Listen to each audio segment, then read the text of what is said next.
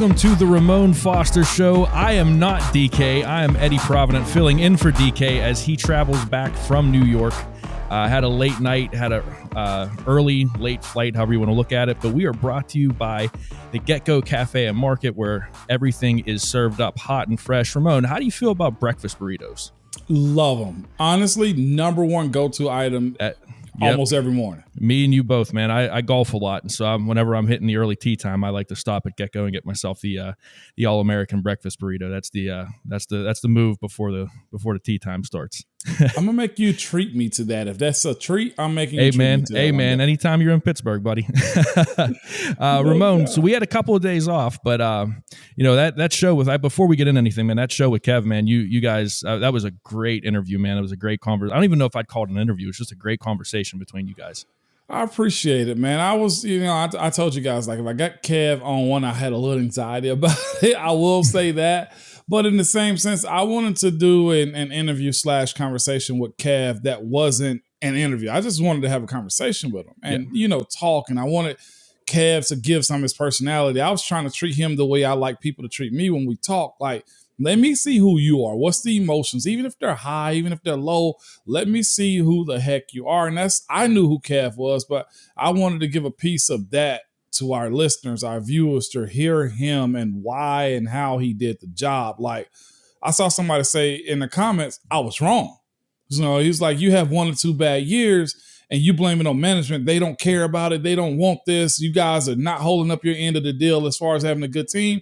And he was like, after listening, he took a different perspective on what it took to get the job done as GM for the Steelers. And that's what I was looking for. And that's what I think that, when you get a chance to sit down and listen to a guy like Kev and kind of be a little bit more loose, those are the kind of things I think people that aren't on that side, we get to see a little better perspective on that.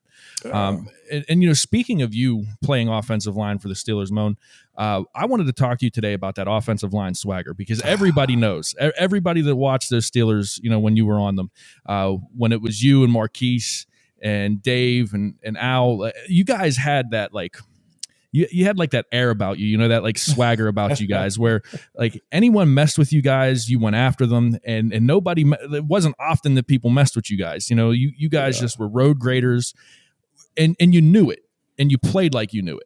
And so my question to you, especially with this new offensive line, where we're probably going to have 5 guys on the Steelers that have never really played together. My question to you is, 1, how long does it take to get to that point?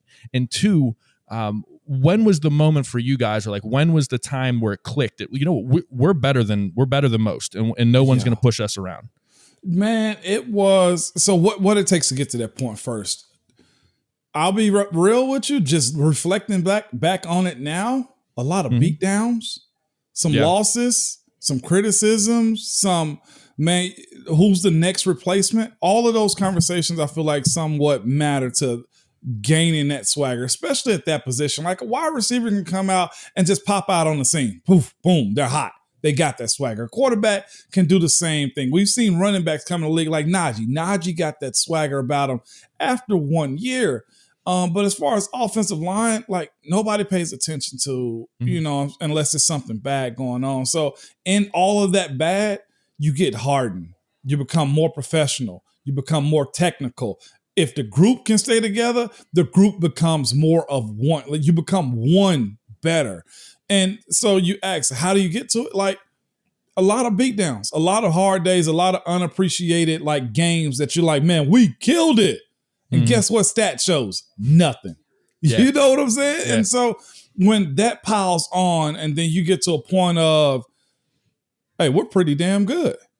And then you start to think it, and then you start showing it in practice. Like, that's where it started to take over for us, where we started doing stuff in practice where, hey, don't mess with us. Or Coach T would acknowledge, like, those guys, like, oh, y'all are starting to come together. And I think that's the way you really want to build it also, is, man, from within. And it starts at practice, and then it goes into camp, and then games. And you become that unit where don't mess with them. A little bit of age helps also. Yeah. It really does, because that's where the respect factor is. Also, if you can prove that you've got 40 plus starts or 50 starts, 80, 100 starts under your belt. Well, number one, I know you're a player, you're a pro in this league, and you have the respect factor of your team to where you stay in those moments also. And then I'll be real with you, that swagger kind of went into our play a little bit. If you look at the 2009 to probably about 2012, like all of us was just wearing like standard like uniform gear. Mm-hmm. And then the next thing you know, guys started doubling up socks. And then from there, it was, well, I want more black showing and then instead of white. So we were getting socks and cutting them up like, so it became like a full embodiment. Like look at like 09 to like 2012 and then look 13 all the way up to like 19. You'll see the difference in the sock. You'll see the difference in the gloves. You'll see it really, like even Alejandro and even Dave sometime would like have like the swagger of like a wide receiver to where it's like, oh, y'all came to play. And you say, when did it switch? I think around 13, 14 is when we really became together. At that point, I was 5-6 years in. Marquise was 5 in. Gil was 4 in. Most of the guys were on their second deal. So we had the opportunity, man, to just grow together. Like, and that's what I'm hoping is going to happen with this group that's coming through right now. Like, truthfully, I think they'll be solid. But in order for them to get to that point, it's probably going to be a bunch of just non-appreciated days of getting beat down or getting criticized. They kind of went through it a little bit last year, but now you got more components that's added into it with James Daniel and stuff like that. It might take a year just to get to that point. If they get to it quicker than we did, Lord bless them, because they got a lot of talent. You said around that 13 time, it was like when you think it clicked for you guys. Was there a particular practice or a particular game that you could remember where, it just kind of like the switch flipped, or was it just kind of a progression? I think it was a progression more than anything, because it was the emergence of Le'Veon. It was the emergence of, I think, the Bugatti boys at that time too. And you remember that whole era of we were going to commit to running the friggin' ball from Mr. Rooney on down. And that was dependent on us. So a lot of people crumble in those type of, you know what I'm saying? They tell you where you got to be. Like, we need y'all. We took it, well, you got the right group. That's one thing I'll say about our group. Everybody was strong-minded. Like, there was no weakness mentally in that group. So that challenge of, y'all, we got one of the best. Like, Coach T was harping on us about having one of the best running backs in the world, and we didn't know it at the time, but we knew that he had that talent of getting us over the edge. Like 13, 14 is when it really started to escalate. Like, if we're going to be something, y'all got to lead us up front, because we know what 7 can do. Mm-hmm. And I think that kind of push gave us a little bit more confidence also. Yeah, see, it's funny you bring that up. Like, being a lifelong Pittsburgher, watching the Steelers was always about the defense. It was always about the defense, and that's what this town was built on. But watching you guys for that 6-year period, it was a different kind of fun, because it was about the offense, and it was about, just the offensive line pounding teams into submission, and, Lev just demoralizing teams, and Ben going off with AB. It was a different type of fun watching you guys play, It was, man. And specifically, it was into 13 going into 14 for sure. I ended up recently, like, Le'Veon had 1,300 yards rushing that year. And I think that just set us on fire. Like, that it was the first year he ended up getting 1,000 yards. We ended up getting him a big Magnum bottle of champagne as a congratulation. Because I think us gifting him that was like, we've arrived too. Mm-hmm. We got one of the best backs in the world, and we finna ride this out until we can't anymore. And we did. Yeah. Well, Mo, let's take a quick break. When we come back, I want to talk to you about rookie minicamp, because we got that coming up this weekend. And I just want to talk to you about what that looks like, and what these guys should be expecting coming in this weekend. All right? Mm-hmm. We'll take a quick break. We'll be right back after this. All right, welcome back to the Ramon Foster Show. I'm Eddie Provident with Moan.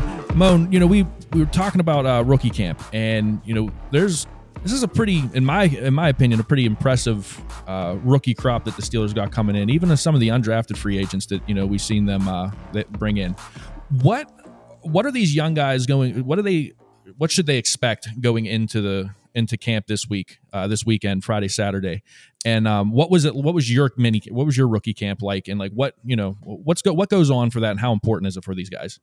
What's crazy, I didn't actually have a rookie mini camp. Like we stayed after like a week after the vets were gone just to continually work out and get to the point to where, you know, we understood what was going to be necessary before we came back. In 2009, we didn't have one. I laughed. I was like, I was telling somebody, I don't remember the '09 class having a rookie mini camp, like all by itself. We had mini camp with the vets. That's what we did. Like we got thrown in the fire. But nowadays, what they can expect is this: they bring them in earlier so they can get acclimated to seeing the building, being a pro, understanding that it is a job and you're competing. I think most guys that are going into this now will have that aha moment of, oh, stuff is getting real. You know, and I think centrally your mind goes to a point to where you're like, all right, whatever it takes, whoever I have to watch and do, I'm going to watch them and become a better pro. Some get kind of shell shocked. You start doing stuff against, as far as the practice setting, against some of your older, against some of your draft class that you hadn't done before. You got to figure out how to work. What's the speed tempo? How fast you're going to go? And then it goes to, well, you have no classes to go to anymore. So anytime you're off the field, you either need to be watching film or you're in the meetings. It's one or the other. The three most important places you can be: on the field, in the meetings, or in the film room watching film downstairs. At least that's the way Pittsburgh's was. Like weight room, very important. Learn how to lift like a pro because it is a long season and your development of how your body sustains now 17 games is important. Be on the practice field. Can't make the club in the tub. You know that motto right there. Always be available for practice if you're there. And then the other one is just simply film meetings.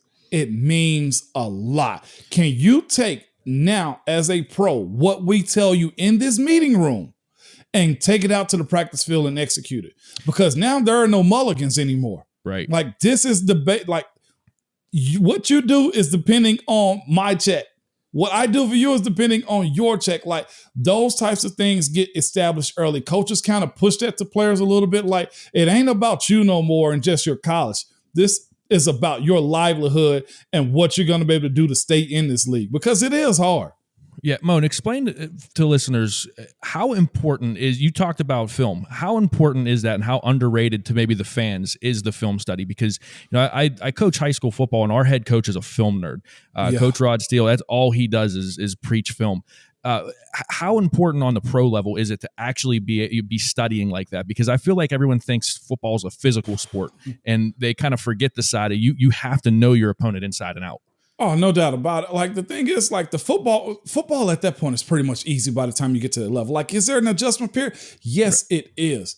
But the separator is how much can you know and when to do things, like stepping too far, like recognizing that you're stepping too far. Like I would tell all the young guys this when it came down to this time of the year when I say watch film.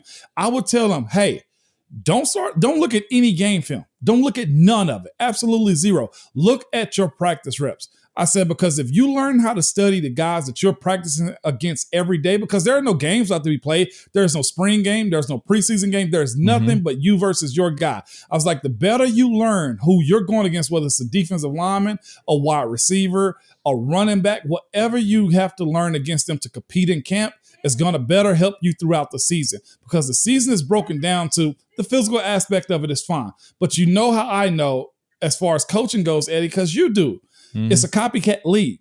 Right. If you have a deficiency, somebody else is going to find it. If they have a deficiency, you better figure that out too, because when it comes to just playing ball, Eddie, catching, if you drop it, cool, that's a fixable thing. But when it comes to getting outsmarted or not being smart enough when it comes to play-by-play stuff, if you don't see that guy twitching his leg or he's leaning inside when he's about to slant inside, that's a problem, because you can't notify a problem to actually shut it down. And the league is made up, or winning and losing games is made up about 5 or 6 plays a game. Yeah. And that's the separator as far as keeping you in the league. Can you not be one of those 5 or 6 plays that determines a loss? That's your evaluation for this time of the year as far as film goes. Going back to the rookies, how apparent in training camp was it for you going against some of these rookies? How obvious was it, like, that they were in film study, they were studying things, they were taking all this serious, or versus like the guys that maybe slacked off a little bit? How obvious was the difference? I'll be honest with you, for a rookie, there ain't much they can do against a veteran. I mean, it is that, and that sounds like disheartening, But it be times where they think they got an edge on something. I'll point out, I was like, look at your feet. Your feet. What are you about to do right here? Like, why do you keep, and I would tell them, like, and the thing about them, it's such a learning curve too, Eddie, to where, and it's a good thing to do, but they be talking to one another. I'm like, all right, hey, Pounce Dave, they're about to do a stunt right here. Watch them. You know what I'm saying? Like, it's obvious. And they're like the epitome of young and dumb. You know, like, right, you can't, as much as I'm telling them to study, it's so that they can learn how to hide those things. I would get to the line of scrimmage, especially the young defensive linemen. I always say they're bulls in china shops anyway. Offensive linemen are usually the smartest guys on the field aside from the quarterback, but that's my personal opinion. I would agree with that. They're always talking to one another. You got this. No, you got this. Like, they're pointing to where they're going, like, these idiots. You know, so it's not a whole lot they can do, because my knowledge and our knowledge of veterans is just so much more than what they've ever seen. Mm-hmm. And they can be good athletically. Where a rookie can get you is their speed and tempo. Period. That's probably the biggest asset that they're going to have to do. Shoulders, you're going to go balls to the wall when it comes down to each and every play. And that's the one thing that all rookies I've seen that stick around, that's the one thing that they do, is go 100 miles per hour, because that's all they really have. Man, that's some good stuff, man. We'll take one more break. When we come back, we'll get to our Hey Mon.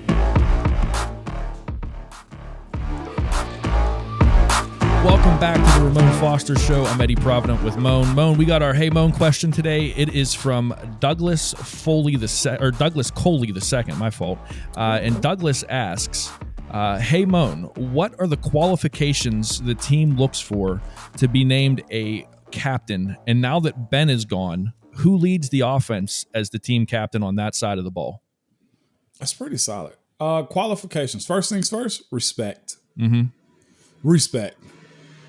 Secondly, it's your work on the field.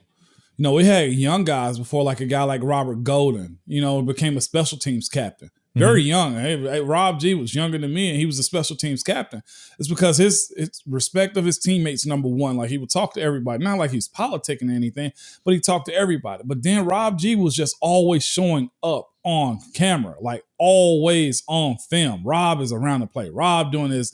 And vocally also, like knowing what you're doing.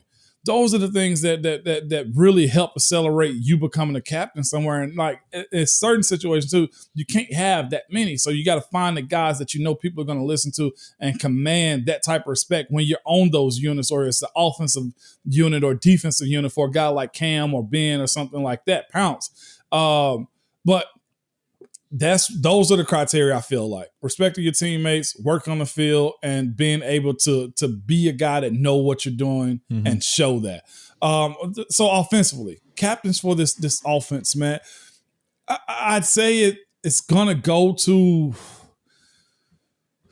it's quarterback hard if it's Mitch. It's such a young team. I mean, if Mason was the heir apparent and we knew for sure he was going to be the guy, I think he'd be the pick since he's been here a while. But I mean, the most tenured guy on offense is Deontay Johnson, and he's going through some contract stuff right now. And he is, you know, like I don't see Claypool as a leader yet. I think, you know, if he gets his head right, he could be. Yeah.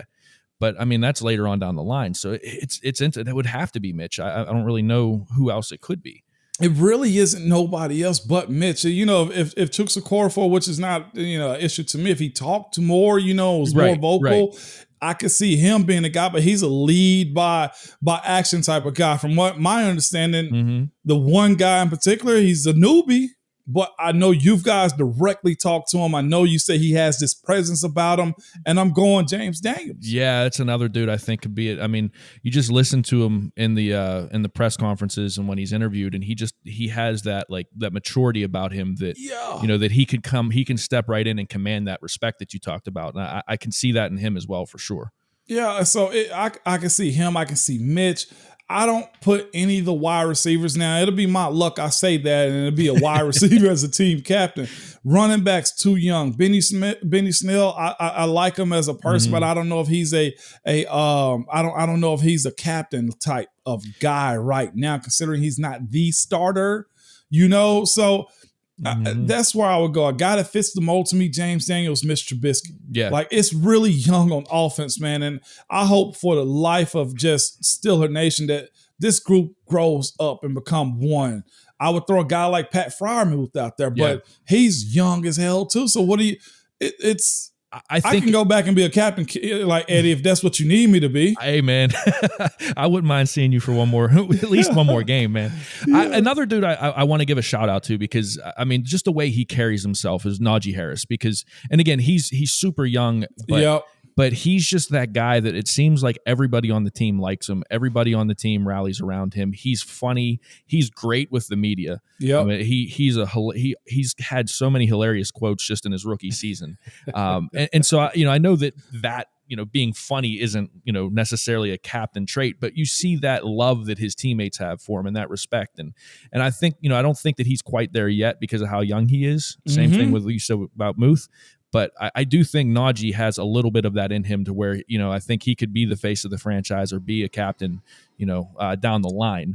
No doubt. I'd only knock on him if he plays friggin' running back, man. And I'm hoping he's able to preserve himself long enough to get to that status point, of being a captain, a guy that leads this team. Because the good thing about them, they all have the ability to grow up together. And I think there's value in that with youth. It's a matter of health, production, and just if they can stay together, Eddie. Yeah, I would agree with you. That about wraps things up. I got one more. I got my own Hey Mon for you before we get out of here. Going into the weekend, what are you sipping on this weekend? I think I'm gonna open up this Eagle Rare 17. Okay. You sent me the picture of it. It's time. I think it's going either that or my Pappy's 20. Okay, I think I'm going my Old Faithful this weekend. I think I'm going to do some Four Roses single barrel. That's my go. That's my go-to, man. That's my go-to. You know what? I've been that Old Elk bourbon. Okay. I love it. I will not front. It's been good. That and I think it's Guidance. It's been really good too. We might have to do a Ramon Foster after hours sometime and talk about the bourbons and the cigars and everything, man. I'm with it. Yeah, you see me light up like a light bulb. Oh yeah. Hey, Ramon, it's been fun. Appreciate you. And tomorrow, DK will be back. He will be well rested and ready to go. For Ramon Foster, I'm Eddie Provident for DK Pittsburgh Sports. Thanks for tuning in, and we will see you tomorrow.